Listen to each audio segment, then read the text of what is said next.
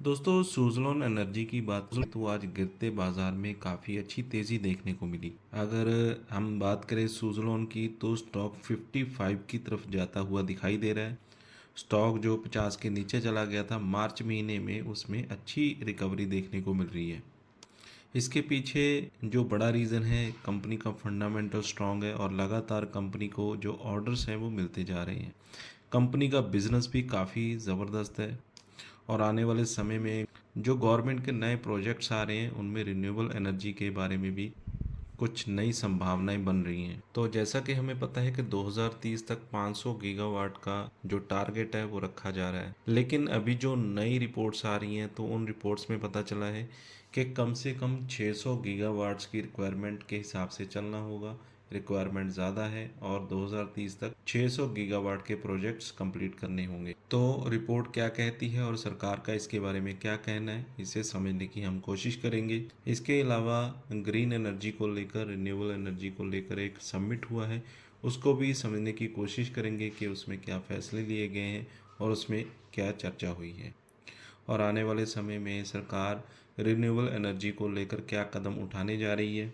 जिसका फ़ायदा सुज़लोन जैसे शेयरों को हो सकता है, जानेंगे इस वीडियो के माध्यम से।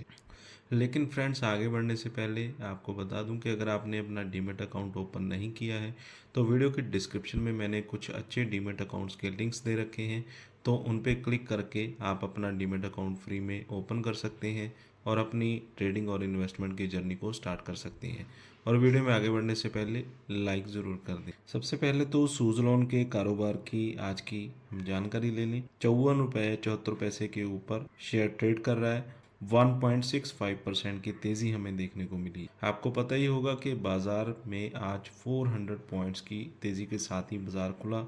लेकिन क्लोजिंग हुई है गिरावट के साथ। उसके बावजूद भी स्टॉक का पॉजिटिव क्लोजिंग देना इस बात का सबूत है कि कुछ ना कुछ सुज़लोन के शेयर्स में अच्छा ही हो रहा है और बड़े फंड हाउस यहाँ पे खरीदारी करते हुए नजर आ रहे हैं।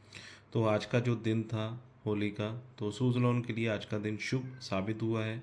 तो मार्च महीने में देखें तो करीब करीब 10% की तेज़ी बनी है सुज़लोन के शेयर्स में,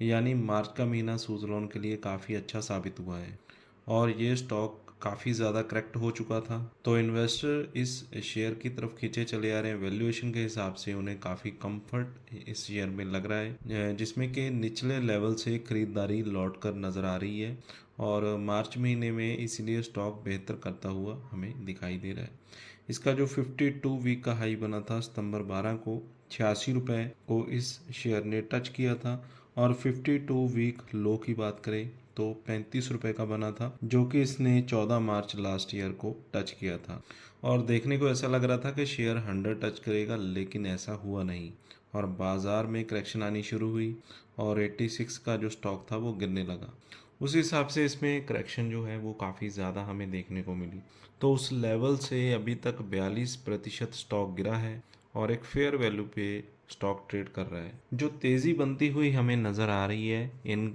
इसके पीछे का जो रीज़न है, एक प्रोजेक्ट इनको मिला है जिंदल ग्रीन विंड एनर्जी की तरफ से, जो कि है 204.75 मेगावाट का। तो सेम कंपनी इनको ऑलरेडी पहले 2 ऑर्डर दे चुकी है और ये तीसरा ऑर्डर है, यानी कि इनको रिपीटेशन में भी काफ़ी ज़्यादा ऑर्डर मिल रहे हैं और इसने एक माहौल को पॉजिटिव बनाया और इंडस्ट्री में इनका जो ट्रस्ट है वो काफ़ी ज़्यादा बिल्डअप हो रहा है और इसी कारण शेयर के प्राइस में भी वृद्धि होती हुई नजर आई है। तो एक बड़ी जो अपडेट निकल कर आ रही है, ग्लोबल हाइड्रोजन रिन्यूएबल एनर्जी का एक समिट हुआ है 2025 का और ये समिट हुआ है 12 और 13 मार्च को, जो कि हुआ है लुलु बोलोगाटी इंटरनेशनल कन्वेंशन सेंटर कोची में और इसमें विश्व के जो काफ़ी देश हैं उन्होंने हिस्सा लिया। तो इस समिट में गवर्नमेंट ने तो शिरकत की ही है, इसके अलावा मैन्युफैक्चरर, रिटेलर जो कि इस इंडस्ट्री के साथ जुड़े हुए हैं, इसके अलावा फॉरेनर्स वो भी यहाँ पे इस समिट में शामिल होते हुए नजर आए और इस समिट का मेन उद्देश्य था कि ग्रीन रिन्यूएबल एनर्जी को प्रमोट करना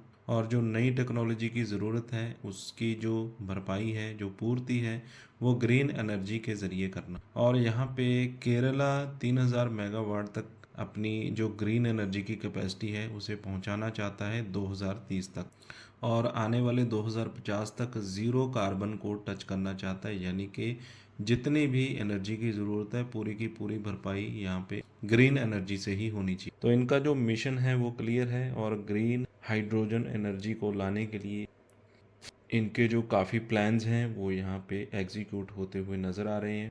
तो केरला सरकार की प्लानिंग है जो ग्रीन फ्यूचर है उसको आने वाले टाइम में आगे बढ़ाया जाए। ऊर्जा की जो ज़रूरत है वो क्लीन एनर्जी के माध्यम से पूरी की जाए। ग्लोबल और इसमें जो फ्रेंच प्रेसिडेंट हैं आईएमईसी जो कि India middle eastern European economic corridor बनने जा रहा है, जो उन्होंने भी यहाँ पे समिट में शिरकत की और इंडिया के लिए ये कॉरिडोर एक गेम चेंजर साबित हो सकता है जिसमें कि फ्रांस का भी योगदान है।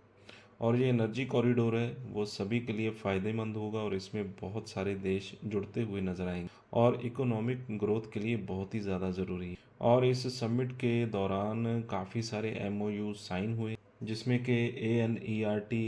BLUJ, BPCL, CIAL और hydrogen based vertical take off के लिए इन्होंने एमओयू साइन किया। और यहाँ पे देखें तो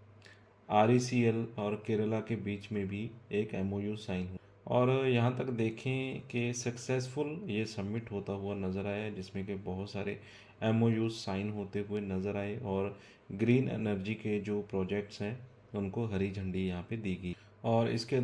दौरान नेट ज़ीरो इंडिया मैगज़ीन भी लॉन्च किया गया और इस मैगज़ीन के माध्यम से ग्रीन एनर्जी को आगे प्रमोट करने में काफ़ी ज़्यादा हेल्प मिलेगी। तो काफ़ी ज़्यादा गुड न्यूज़ है और इस इवेंट के दौरान बाहर से भी काफ़ी इन्वेस्टमेंट आने की संभावना है। तो एक और जो रिपोर्ट निकल कर आ रही है इसमें बताया जा रहा है 600 गीगावाट रिन्यूएबल एनर्जी की ज़रूरत पड़ेगी 2030 तक और इसे पूरा करने के लिए ग्रीन एनर्जी के ज़रिए ही भरपाई यहाँ पे करने की योजना बनाई जा रही है। तो ये जो रिपोर्ट लॉन्च की गई है एनवायरनमेंट एंड वाटर CEEW, तो जैसा कि यहाँ पे जो कंजप्शन है इलेक्ट्रिकल कंजप्शन है वो डे बाई डे बढ़ती ही जा रही है इंडस्ट्री के लिए भी और घरों के लिए भी। तो जो रिक्वायरमेंट है वो भी यहाँ पे बढ़ रही है और इसको पूरा करने के लिए क्लीन एनर्जी के ज़रिए सरकार के द्वारा नए नए जो प्रोजेक्ट्स हैं उनको लॉन्च किया जा रहा है। और अभी तो फ़िलहाल जो 2030 के लिए टारगेट निश्चित किया गया था 500 गीगावाट्स का, तो अभी तो उसकी भी जो रिक्वायरमेंट है उससे भी नीचे चल रहा है और जो रिक्वायरमेंट है वो बढ़ती ही नज़र आ रही है, यानी कि और प्रोजेक्ट्स लगाने की ज़रूरत यहाँ पे पड़ेगी।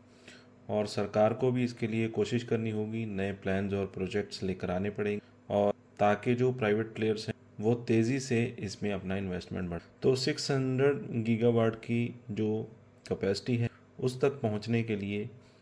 70 गीगावाट्स के जो 4 our battery energy storage system है उसको भी यहाँ पे इंस्टॉल किया जाएगा और इसके अलावा 13 गीगावाट के हाइड्रो स्टोरेज पंप भी लगाने होंगे और इसके अलावा 140 गीगावाट कोल कैपेसिटी को भी यहाँ पे बढ़ाना होगा। तो यहाँ पे जो टारगेट रखा गया है 377 गीगावाट सोलर की जो कैपेसिटी है वो यहाँ पे कैप्चर करनी होगी और 148 gigawatt wind energy, 62 gigawatt hydro energy और 20 गीगावाट न्यूक्लियर एनर्जी से हमारी जो कंजप्शन की रिक्वायरमेंट है उसको यहाँ पे पूरा करने के लिए जो प्रोजेक्ट्स हैं वो लाने पड़ेंगे।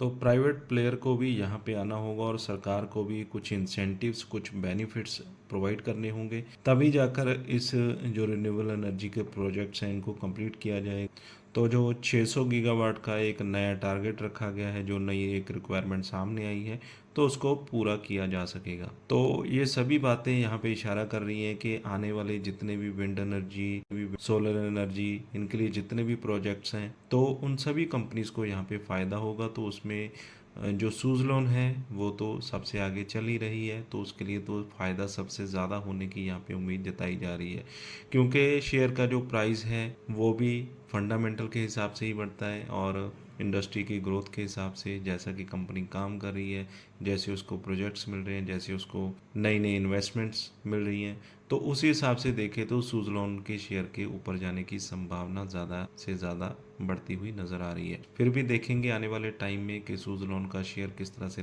रिएक्ट करता है। अंदाजे तो हम बहुत लगाते हैं लेकिन एक्चुअल तो मार्केट में ही हमें पता चल पाएगा।